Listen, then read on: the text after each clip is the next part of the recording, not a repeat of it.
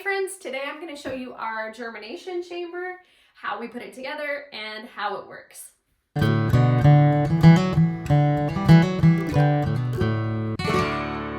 It looks really fancy and expensive, but it cost me about $20 altogether. So I'm going to walk you through how we put it together and show you how we use it.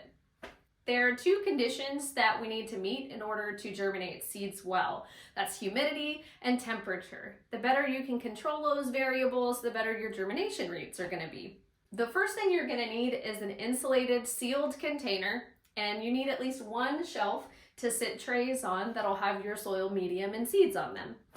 What I love about this freezer is that it's repurposing something that was actually broken and it could have ended up in a landfill.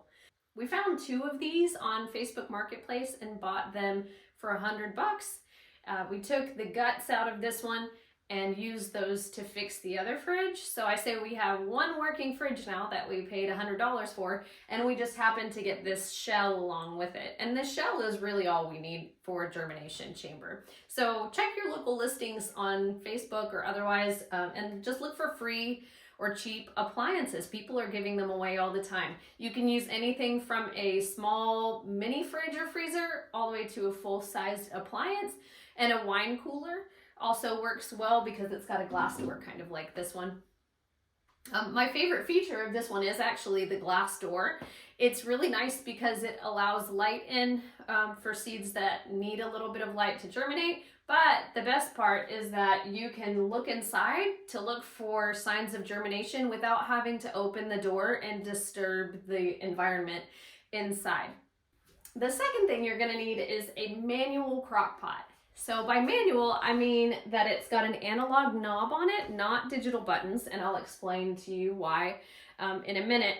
But when the crock pot is set to low, it's just enough heat to warm the chamber and keep the humidity at 100%, which is an ideal environment for most seeds to germinate. But how do you control the temperature inside of the chamber? Well, to maintain a steady temperature, you need some sort of a thermostat control. And this is a digital thermostat that will switch the crock pot on and off. It's actually the same thermostat that you might use for seedling heat mats to control the temperature of the soil. This one is a Vivo Sun, I don't know how you say it, but I have no affiliation with them, but I'll link it for you below. It's worked really well for me so far for a year, and it's one that generally I'd recommend. I think it's about $20 on Amazon. So you set the target temperature on it, and when the temperature drops below the target, the thermostat will switch on. You plug the crock pot directly into the unit, and this is where it's important to have a crock pot with a manual switch because it needs to always be set to low. If you are using a digital crock pot, it's not going to automatically turn on when the thermostat switches on. You'll have to push the button on the digital crock pot to turn it on.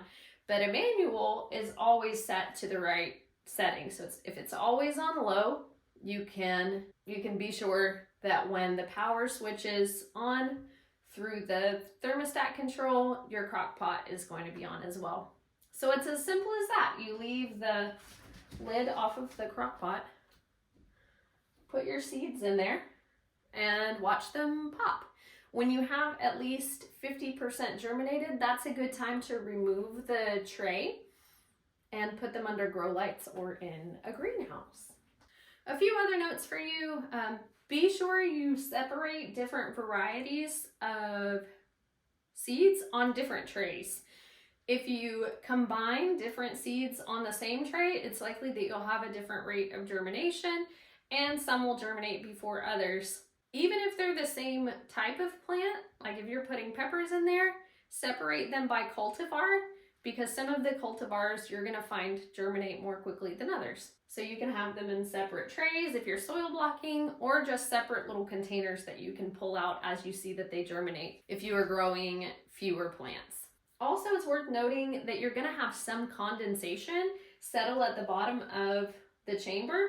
How often you add water really depends on the ambient temperature and humidity in the room where you have your chamber. I find that I'll check it every 3 or 4 days and add some water as needed.